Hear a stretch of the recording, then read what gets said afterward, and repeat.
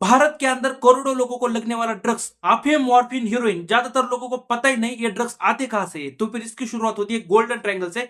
Golden triangle लगभग 3 देशों से बना हुआ एरिया है। इसके अंदर म्यांमार, थाईलैंड, ल्यूस, इन 3 देशों का समावेश है। इन 3 देशों के बीच में से 2 नदियां बहती है। एक का नाम है रिकॉक और दूसरे का नाम है मेकोंग। ये दोनों नदियां तीनों देशों के जो बॉर्डर एरिया है वहां के जंगल से, इन जंगल के अंदर से गुजरती है और इन जंगल के अंदर ही ज्यादातर किसान खेती करते हैं। वैसे तो म्यांमार और थाईलैंड के जो किसान है उनकी जो खेती है वो लगभग चावल उगाने की खेती है, लेकिन वहां पर गरीबी इतने आ चुके हैं कि वहां के किसान अब अफीम उगाना शुरू कर दिए। तो फिर यहाँ पर सबसे पहले इन जंगलों में अफीम उगाया जाता है। और वैसे भी ज्यादातर लोगों को पता ही नहीं ये जो अफीम है ना वो आता कहां से। देखिए, ये जो अफीम होता है ना, अफीम के ऊपर जो कट लगाया जाता है, उस कट लगाने के बाद जो अंदर से व्हाइट कलर का लिक्विड बाहर निकल कर आता है ना, वो लिक्विड लगभग 24 घंटे के अंदर है ना ये सूख जाता है और लाल कलर का, रेड कलर का एक स्टोन जैसा स्ट्रॉन्ग मटेरियल बन जाता है और इसे कहते हैं अफीम या फिर मॉर्फिन कहते हैं। और ये जो अफीम और मॉर्फिन होता है ना, इतना ज्यादा स्ट्रॉन्ग नशीली चीज नहीं है, लेकिन बाद में जब इसको केमिकल प्रोसेस करके हीरोइन बनाया जाता है ना इसका, तब ये बहुत ज्यादा स्ट्रॉन्ग और नशीली चीज बन जाती है। तो फिर जैसे ये किसान वहां पर अफीम की खेती करके पूरी तरीके से कंप्लीट हो जाते हैं, तब वहां पर काम करता है सिंडिकेट। सिंडिकेट का काम होता है इन तीनों देशों के किसानों से अफीम खरीदना और इस अफीम को म्यांमार के अंदर लेके आना। म्यांमार के अंदर है ना इन सिंडिकेट्स ने छोटे मोटे वहां पर फैक्ट्रिया, कारखाने लगाए हैं ताकि इस अफीम और मॉर्फिन को है ना कन्वर्ट करके केमिकल फैक्ट्री के अंदर इसका बाद में हीरोइन ड्रग्स बनाया जाए। इस सिंडिकेट्स का ये भी काम होता है कि भारत के अंदर इस हीरोइन को बॉर्डर क्रॉस करवा के भारत के अंदर लेके जाना और वहां के जो मेन उनके डीलर है वहां के उन डीलर्स तक वो ये हीरोइन पहुंचाना। और यहाँ पर एक सबसे इंपॉर्टेंट बात, बहुत लोगों को ये लग रहा होगा कि म्यांमार की सरकार इसे क्यों नहीं रोकती। म्यांमार की सरकार इसे इसलिए नहीं रोक सकती क्योंकि म्यांमार की सरकार है ना लगभग 2021 के अंदर वहां की सरकार का तख्ता पलट हो चुका है और वहां पर अभी सैन्य शासन आ चुका है। लगभग वहां पर सेना पूरी तरीके से वहां पर राज करती है और लगभग ये जो सिंडिकेट्स होता है ना ये सेना को भी पैसे देता है। अब ये जो म्यांमार के अंदर बैठा जो सिंडिकेट है ना, ये भारत के अंदर जो अपनी खेप लेकर जाना चाहता है बॉर्डर क्रॉस करवा के इस ड्रग्स को, तो फिर सबसे पहले इंटरनेट के अंदर जो डार्क वेबसाइट है उसका इस्तेमाल करते हैं। ये म्यांमार के अंदर बैठकर इंटरनेट के डार्क वेबसाइट के ऊपर है ना पूरी तरीके से जो भारत के अंदर के जो डीलर्स है उसके साथ पूरी तरीके से कम्युनिकेट करते हैं और उन्हें पूरी तरीके से बताते हैं कि हम इस दिन इस जगह पर इस लोकेशन पर हमारा पूरा एक पैकेज भेजने वाले हैं। तो फिर म्यांमार का जो सिंडिकेट है ना भारत के अंदर आने के लिए मणिपुर के रास्ते का इस्तेमाल करते हैं, क्योंकि मणिपुर से एकदम आसानी से बॉर्डर क्रॉस करवा के भारत के अंदर ड्रग्स आसानी से लेके जाया जा सकता है। क्योंकि मणिपुर और म्यांमार ये जो बॉर्डर है ना, इन दोनों बॉर्डर के बीच में बहुत सारे ऐसे लूप होल्स है और ज्यादातर आर्मी वहां पर पेट्रोलिंग करने के लिए जाती भी नहीं है और ये जो वहां के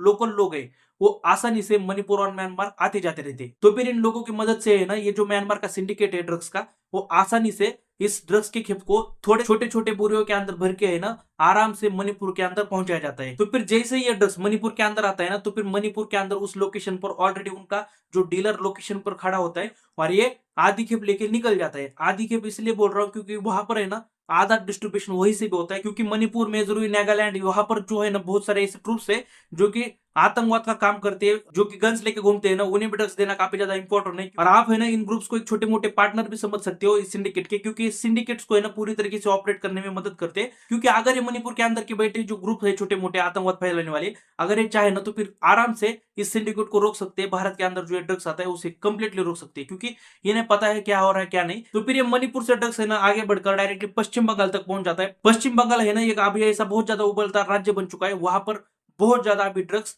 फैल रहा है। पहले के टाइम के अंदर दिल्ली, हरियाणा, पंजाब, राजस्थान इन्हीं जगहों पर ज्यादा ड्रग्स बेचे जाते थे। तो फिर जैसे ये ड्रग्स पश्चिम बंगाल के अंदर पहुंच जाता है ना, तो फिर ये जो पश्चिम बंगाल के डीलर्स है और ये जो वहां के जो छोटे मोटे सेलर होते हैं ना, इनके बीच में कम्युनिकेट सैटेलाइट फोन से होता है। वो डायरेक्टली कभी कांटेक्ट नहीं करते, वो सैटेलाइट फोन के ऊपर पूरी तरीके से कांटेक्ट करके ड्रग्स को डिस्ट्रीब्यूट कर देते हैं। और जो रेगुलर कस्टमर नहीं है, जो कभी कभी नया कस्टमर आता है, उन्हें ये जो भारतीय डाक सर्विस होती है ना, पोस्टल सर्विस, उसके जरिए होम डिलीवरी करवाई जाती है। जैसे कि मान के चलिए अगर कोलकाता के अंदर बैठा कोई व्यक्ति है, उसे अगर ड्रग्स चाहिए तो फिर वो बस डार्क वेबसाइट के ऊपर जाएगा, डार्क वेबसाइट के ऊपर जाके ऑर्डर कर सकता है और बस 2 दिन के अंदर उसके घर के अंदर है ना वो ऑर्डर प्लेस हो जाएगा। वो बस इतना ही करते हैं, जो ये डाक सर्विस है अपनी भारतीय पोस्ट की, उसके अंदर डायरेक्टली ड्रग्स को पैक करके पोस्ट सर्विस के जरिए घर तक पहुंचाया जाता है। ये पोस्ट सर्विस का यूज करना यहाँ पर एक पूरी तरीके से खतरनाक चीज बन चुकी है और पोस्ट सर्विस को है ना पकड़ना लगभग नामुमकिन है। मान के चलिए अगर कोई मुझे विटामिन बी या सी का डब्बा भेजना है, तो फिर उस विटामिन बी या सी के डब्बे के अंदर है ना मैं पूरा उसका पाउडर बाहर निकाल कर फेंक दूंगा और उसके अंदर मैं ड्रग्स फिट कर दूंगा और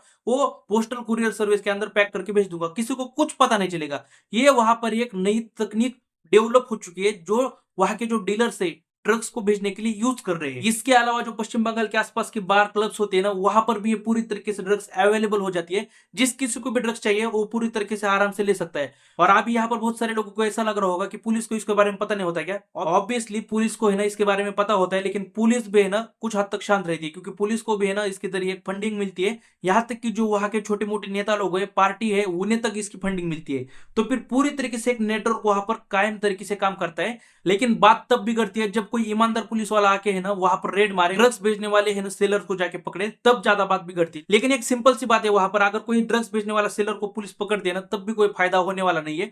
क्योंकि जो सेलर होता है उसे डीलर के बारे में बिल्कुल पता नहीं होता, क्योंकि उनकी जो मीटिंग होती है ना वो एकदम सैटेलाइट फोन के जरिए उनकी मीटिंग होती है। तो फिर एक दूसरे का चेहरा उनके कुछ नहीं पता होता, बस लोकेशन पे जाके ये माल पिक करते हैं। और डीलर और सिंडिकेट्स के बीच में है ना पूरी तरीके से ऑनलाइन कम्युनिकेशन होता है। इनको भी एक दूसरे को पकड़ना लगभग नामुमकिन है। अभी बहुत लोगों के मन में एक क्वेश्चन आ रहा होगा कि ये जो सिंडिकेट्स होता है, ये जो ड्रग्स होता है, वो लोगों तक पहुंचता कैसे, मतलब लोगों को कैसे पता चलता है कि यहाँ पर ड्रग्स मिलते हैं, यहाँ पर नहीं मिलते। यहाँ पर एक सिंपल सा लॉजिक है। मान के चलिए अगर मैं ड्रग्स लेता हूँ, एग्जाम्पल के लिए मान के चलिए, तो फिर मैं अगर ड्रग्स लेने के बाद मेरे जो फ्रेंड्स हैं उन फ्रेंड सर्कल के अंदर मैं बता देता हूँ, भाई मैं आज ड्रग्स लिया, एकदम कसम से बोल रहा हूँ, बहुत ज्यादा तगड़ा ड्रग्स है, बस तुम एक बार देख के लो। तो फिर ये जो मैं जिसको किसी को भी बताता हूँ ना, तो फिर अगर वो इंसान कभी डिप्रेशन के अंदर जाता है या फिर कभी गम के अंदर दुख में जाता है ना, तो फिर वो एक बार बोल ही देता है कि चल भाई एक बार हम ड्रग्स को ट्राई कर लेते हैं। तो फिर जैसे वो बोलता है ना ड्रग्स को एक बार हम ट्राई कर लेते हैं, तो फिर मैं डायरेक्टली जो मेरा सेलर है उसके पास उसे लेके जाऊंगा और ड्रग्स लेके उस मेरे फ्रेंड को दे दूंगा। तो फिर जैसे करके है ना वो भी फ्रेंड, अगर जैसे वो फ्रेंड एक दो बार ड्रग्स लेगा ना, उसे भी डायरेक्टली मेरे फ्रेंड को आदत लग जाएगी। फिर वो फ्रेंड और दो चार लोगों को बोलेगा। ऐसे है ना पूरी तरीके से वहां पर नए नए लोग इस ड्रग्स के जाल के अंदर फंस रहे हैं और ड्रग्स लेना शुरू कर रहे हैं। और एक बार ड्रग्स लेना कोई शुरू कर देता है ना, तो फिर छोड़ना लगभग नामुमकिन बन जाता है। ये जो मेरा फ्रेंड है ना, जैसे ही ड्रग्स ले लेता है, यहाँ पर भी ड्रग्स लेने के लिए तीन जरिए हैं। एक तो है ना डायरेक्टली वो जो पुड़ी मिलती है, पुड़ी के अंदर जो पाउडर है वो डायरेक्टली सूंघ के ऐसे नाक के अंदर लेके ड्रग्स पूरी तरीके से अंदर कंज्यूम किया जा सकता है। नहीं तो दूसरी बात, इस ड्रग्स को है ना खाने के अंदर मिक्स करके या फिर टैबलेट के जरिए भी डायरेक्टली कंज्यूम किया जा सकता है। और तीसरा जो तरीका है ना, उसे लिक्विड के अंदर मिक्स करके इंजेक्शन के जरिए है ना, इसे बेल्ट लगाकर इंजेक्शन करके अपने ब्लड वेसल के अंदर पूरे शरीर के अंदर भेजा जा सकता है। तो फिर जैसे मेरा फ्रेंड है, फिर कोई भी है ना, तीनों में से कोई भी एक तरीके से अपने शरीर के अंदर ड्रग्स को भेजता है, तो फिर डायरेक्टली ये ड्रग्स सबसे पहले है ना ब्रेन के अंदर जाके काम करता है। ये ब्रेन के अंदर जाके इतनी पूरी तरीके से काम करता है और लगभग 1 मिनट के अंदर आपका मूड कैसा भी हो डायरेक्टली चेंज कर देता है।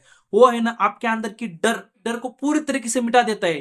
पूरी तरीके से आपके अंदर कितना भी दुख हो, कितना भी आपके अंदर डिप्रेशन हो, उसे भी एक झटके के अंदर वो मिटा देता है। आपके सामने एक पूरी तरीके से धुंधलापन होता है और लगभग आप एक अलग तरीके के नशे के अंदर जाते हो। ये हीरोइन ड्रग्स है ना आपके हार्ट बीट को पूरी तरीके से कंट्रोल करती है। यहाँ तक कि आप जो नींद लेते हो ना, उसे भी पूरी तरीके से ये ड्रग्स कंट्रोल करती है। लेकिन ये ड्रग्स जितना खतरनाक नशा देती है ना, उससे कई गुना ज्यादा आपके शरीर के ऊपर वो अटैक करके आपको खत्म कर सकती है। फिर ये ड्रग्स पश्चिम बंगाल से आगे है ना उत्तर प्रदेश तक जाते हैं, उत्तर प्रदेश से दिल्ली तक जाते हैं, पंजाब तक जाते हैं, जहां जहां भारत के अंदर पहुंचाया जा सकती है और जहां पर जरूरत है वहां तक जाते हैं, जहां पर नहीं पहुंच सकते वहां पर पहुंचाया नहीं भी जाता, ताकि पकड़ने का डर होता है।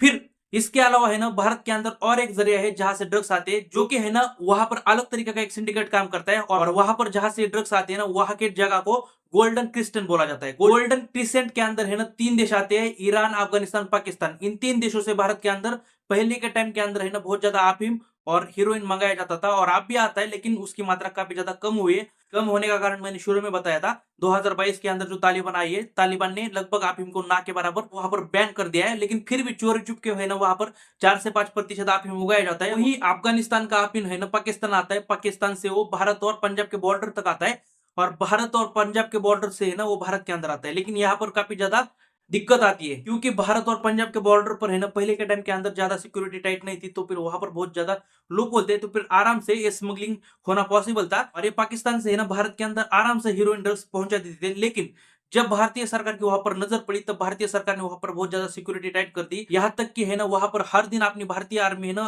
पेट्रोलिंग करने के लिए जाती थी। तब उस कंडीशन में है ना वहां के सिंडिकेट ने एक दूसरा रास्ता अपनाया। वहां पर अभी क्या होता है, जैसे कि है ना पाकिस्तान तक जैसी खेप आती है ड्रग्स की, तब है ना तब उन ड्रग्स को है ना छोटे छोटे बोरों के अंदर ड्रोन को बांध कर ऐसे पैक कर है ना ड्रोन से लाया जाता है भारत के अंदर उड़ाकर। और ऐसा बहुत बार देखने को भी मिला है, अपने भारतीय आर्मी के लोगों ने है ना ऐसे बहुत सारे ड्रोन को मार गिरा है, जिसके अंदर ड्रोन को मारने के बाद है ना ऐसा बहुत सारा ड्रग्स मिला, भारतीय आर्मी को ऐसा बहुत सारा ड्रग्स मिला है। लेकिन अभी अफगानिस्तान से अफीम की मात्रा काफी ज्यादा कम हुई है, इसके कारण है ना वहां पर अभी MDMA नाम का करके एक ड्रग्स है, उस ड्रग्स की सप्लाई भारत के अंदर हो रही है और ये ड्रग्स तेजी से भारत के अंदर बहुत ज्यादा फैल रहा है। लगभग कोकेन और MDMA ये जो ड्रग्स है लगभग सेम तरीके से काम करते हैं, जिसकी वजह से अमीर लोग है ना उनकी सेकंड दूसरी चाहत बनती जा रही है ये MDMA ड्रग्स। लेकिन यहाँ पर सबसे इंपॉर्टेंट बात यह है कि ये जो अफगानिस्तान के अंदर जो ड्रग्स तैयार हो रहा है MDMA, ये जो ड्रग्स है इस ड्रग्स को तैयार करने के लिए है ना ससाफ्रास पेड़ की पत्तियों की जरूरत पड़ती है और ये जो ससाफ्रास पेड़ है वो लगभग नॉर्थ अमेरिका के अंदर मिलता है। तो फिर नॉर्थ अमेरिका के अंदर मिलने वाली ये जो झाड़ की पत्तियां है उस पेड़ की पत्तियां अफगानिस्तान के अंदर कैसे पहुंच रही है बिल्कुल पता नहीं है। लेकिन अफगानिस्तान के अंदर है ना अभी बहुत ज्यादा ऐसे लैब्स छोटी मोटी खुल चुकी है जहां पर है ना इस पत्तियों से ये ड्रग्स MDMA ड्रग्स बनाई जा रही है और ये MDMA ड्रग है ना भारत के अंदर उसकी खेपे पहुंचाई जा रही है। लेकिन इसके अलावा है ना ये जो कोकेन है, कोकेन के बारे में आपको बहुत ज्यादा पता होगा। ये कोकेन भारत के अंदर ज्यादातर बिकता नहीं है। कोकेन इसलिए नहीं बिकता क्योंकि कोकेन की जो प्राइस है वो बहुत ज्यादा हाई है, क्योंकि कोकेन जो है ना कोका नाम के प्लांट से बनता है, ये जो पेड़ होता है कोका, और ये कोका नाम का प्लांट भी है ना लगभग नॉर्थ अमेरिका के अंदर ही मिलता है और वहीं पर कोकेन बनता है। और अमेरिका से भारत के अंदर है ना जब भी कोकेन लाया जाता है तब उसकी प्राइस कई गुना तक बढ़ जाती है, क्योंकि उसे लेके आना काफी ज्यादा मुश्किल हो जाता है। तो फिर जिसकी वजह से ना जो बड़े बड़े लोग हैं भारत के अंदर वही इस ड्रग्स को अफोर्ड कर पाते हैं, बाकी जो है ना छोटे मोटे लोग हैं वो हीरोइन को ही लेकर वो एकदम शांत हो जाती है। और ज्यादातर ये जो ड्रग्स है MDMA और हीरोइन ये इसलिए ली जा रही है क्योंकि बहुत लोगों को है ना दर्द होता है अलग अलग तरीके का। मतलब ये पेन जो होता है ना किसी भी तरीके का पेन शरीर के अंदर उस पेन को भी लगभग खत्म कर देता है। इसकी वजह से ना इस दर्द को खत्म करने के लिए बहुत सारे लोग इस ड्रग्स को ले रहे हैं। और ज्यादातर ये जो ड्रग्स होता है ना वो देखा जा रहा है लगभग 10 से 12 साल वाले बच्चे कम है, लेकिन 15 से 30 साल के बच्चे ज्यादातर इस ड्रग्स को ले रहे हैं। मैं ये बच्चे इसलिए बोल रहा हूँ क्योंकि जिन एज के अंदर है ना इनको है ना देश को आगे बढ़ाना है या फिर खुद को आगे बढ़ाना है, उस एज के अंदर लगभग ये ड्रग्स के अंदर अपनी लाइफ को लगाकर है ना पूरी तरीके से अपनी लाइफ को खत्म कर दे रहे हैं। इसके अलावा भारतीय फार्मेसी मार्केट के अंदर, भारतीय दवाओं के मार्केट के अंदर है ना ऐसा एक उछाल देखा गया कि उस मार्केट के अंदर ऐसी कुछ गोलियां हद से ज्यादा बिक रही थी, जैसे कि है ना जो साइकोलॉजिकल डॉक्टर जिन लोगों की मानसिक स्थिति ठीक नहीं है उन लोगों के लिए देती है, जैसे कि है ना जिन लोगों को डिप्रेशन फील हो रहा है उनको एंटी डिप्रेशन पिल देते हैं, जैसे कि है ना जिन लोगों को नींद नहीं आ रही उन लोगों को नींद आने की दवाई देती है, या फिर जिन लोगों को है ना साइकोलॉजिकल डर महसूस हो रहा है अंदर से उन लोगों को डर खत्म करने के लिए या फिर कम करने के लिए गोलियां दी जाती है। वैसी गोलियां डॉक्टर के बिना प्रिस्क्रिप्शन के है ना बहुत ज्यादा बिक रही है। मतलब डायरेक्टली ये गोलियां है ना कुछ लोग जो कि ड्रग्स के आदीन बन चुके हैं, एडिक्टेड है, नशा करने के लिए ये ऐसे टैबलेट्स का इस्तेमाल कर रहे थे, जिसकी वजह से ना उनका मूड चेंज हो जाए या फिर जो उनके अंदर का डर है उस डर को निकाल पाए या फिर नींद आ जाए, बस उनके अंदर का जो कुछ भी टेंशन हो उस टेंशन को खत्म करने के लिए गलत तरीके से वो ड्रग्स ले रहे थे। और आज भी ये चल रहा है मार्केट के अंदर। इसके अलावा अपने भारत के अंदर भी है ना अफीम उगाया जाता है, राजस्थान, मध्य प्रदेश और उत्तर प्रदेश, इन 3 राज्यों के अंदर अफीम उगाया जाता है, बहुत सारे जिलों के अंदर। लेकिन ये अफीम है ना सरकार के माध्यम से उगाया जाता है। भारतीय सरकार खुद वहां के किसानों को लाइसेंस देती है कि आप इस अफीम की खेती कीजिए, और बाद में खुद है ना सरकार इस अफीम को खरीद भी लेती है उन किसानों से। मतलब है ना सरकार के माध्यम से काम चलता है। और यहाँ पर एक फिक्स क्राइटेरिया होता है सरकार का। अगर मान के चले कोई किसान 10 एकड़ अफीम की फार्मिंग करता है ना, तो फिर उस 10 एकड़ के अंदर है ना सरकार के हिसाब से 4 क्विंटल मिनिमम कम से कम अफीम निकलना चाहिए। अगर इससे कम अफीम निकलता है ना तो फिर वहां पर कुछ ना कुछ गड़बड़ होती है। तो फिर सरकार उस कंडीशन के अंदर उस किसान की जांच कर सकती है। अगर उस जांच के अंदर वो किसान है ना दोषी पाया जाता है, मान के चलिए उस किसान ने कुछ तो हेरा फेरी करके झोल करके है ना वो अफीम गायब कर दिया, किसी को बेच दिया, तो फिर उस कंडीशन के अगर वैसा किसान पकड़ा जाता है ना तो फिर वो किसान, उसका लाइसेंस तो रद्द होगा ही होगा, लेकिन उसको है ना कई साल तक की जेल भी हो सकती है। तो फिर वैसे में वो किसान है ना ऐसा रिस्क लेगा भी नहीं। तो फिर है ना वहां पर लगभग किसानों का जो क्राइटेरिया होता है वो लिमिटेड होता है। वहां से है ना किसी को अफीम मिलना या फिर उसकी हीरोइन बनाना वो पॉसिबल है नहीं। और वहां पर इतना ज्यादा अफीम किसी को डीलर को मिल भी नहीं सकता कि जिसके वजह से है ना नशेड़ी लोगों को लगने वाला जो अफीम है वो उसकी पूर्तता पूरी की जा सके। बाद में अपनी भारतीय सरकार इन किसानों से अफीम की फसल खरीदती है और बाद में इस अफीम को है ना ये जो फार्मास्यूटिकल कंपनियां होती है उनको बेच दिया जाता है अलग अलग टाइप की गोलियां बनाने के लिए। इसके अलावा है ना अपने भारत के अंदर ऐसी भी बहुत कुछ वनस्पतियां है, पेड़ पौधे हैं, जिसकी वजह से ना बहुत अच्छे क्वालिटी के अलग अलग टाइप के ड्रग्स बनाए जा सकते हैं। बस उन वनस्पतियों को, पेड़ पौधों को है ना लैब के अंदर लेके जाना पड़ता है। बाद में उस लैब के अंदर है ना उनके ऊपर एक अलग तरीके की प्रोसेसिंग करने के बाद वो एक अलग टाइप का ड्रग बन जाता है और वो इतना ज्यादा स्ट्रांग होता है, लगभग हीरोइन जितना स्ट्रांग ड्रग होता है ना उसके आसपास ये भी ड्रग बन जाता है स्ट्रांग। लेकिन ये वनस्पतियां किन राज्यों के अंदर मिलती है ना, मैं इसके बारे में बता नहीं सकता। इसके अलावा ये देखिए अपनी बाजू में है ना जो म्यांमार देश है, जहां पर ऐसी ड्रग्स बनाई जाती है, अगर उस देश के अंदर एकदम एडवांस लेवल की फार्मिंग करके है ना, वहां पर अगर इस टाइप के वनस्पतियां प्लांट पौधे लगाकर वहां पर जो है सैन्य शासन है, अगर वो इस तरीके की फार्मिंग करता है, कोका प्लांट लगा दे या फिर ससाफ्रांस प्लांट लगा दे, तो फिर इसकी वजह से जो कोकेन जैसी ड्रग्स या फिर एमडीएम ये जो ड्रग्स है वो वहां पर बनाना शुरू कर दिए ये म्यांमार जैसा देश, तो फिर मान के चलिए अगर ये म्यांमार जैसा देश कल को है ना ऐसे ड्रग्स बनाना शुरू कर दे, तो फिर इसका सबसे बुरा असर भारत के अंदर ही पड़ेगा, क्योंकि इसके लिए सबसे करीबी व्यापार करने वाला देश भारत ही है। कल को ये ड्रग्स बनाएगा और भारत के अंदर ही आके बेचेगा भी, तो फिर आने वाले टाइम के अंदर है ना भारत को बहुत ज्यादा दिक्कत होने वाली है। इसीलिए भारतीय सरकार को है ना दोनों साइड की बाउंड्री को बहुत ज्यादा स्ट्रिक्टली सील कर देना चाहिए, बहुत ज्यादा वहां पर स्ट्रिक्ट आर्मी लगा देनी चाहिए, चाहे वो म्यांमार की साइड हो या फिर ये पंजाब राजस्थान ये जो पाकिस्तान साइड की जितनी बॉर्डर है वहां पर पूरी 24 घंटे वहां पर सिक्योरिटी टाइट होनी चाहिए।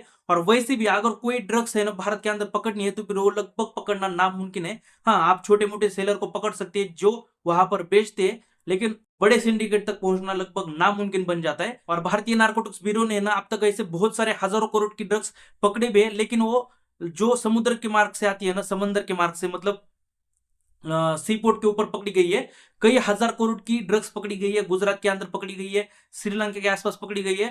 और आपने भारतीय नारकोटिक्स ब्यूरो ने यह भी कहा है कि इस सिंडिकेट्स को है ना सबसे ज्यादा सुरक्षित मार्ग जो है ना वो सी पोर्ट ही है, मतलब समंदर का मार्ग सबसे ज्यादा एकदम सेफ है। इसलिए बंगाल की बे ऑफ खाड़ी के समुद्र के जरिए और ये जो आपने गुजरात के साइड के जितने भी सी पोर्ट्स है ना उनके जरिए आसानी से ड्रग्स की सप्लाई की जा रही है बाहर यूएस तक। Thank you.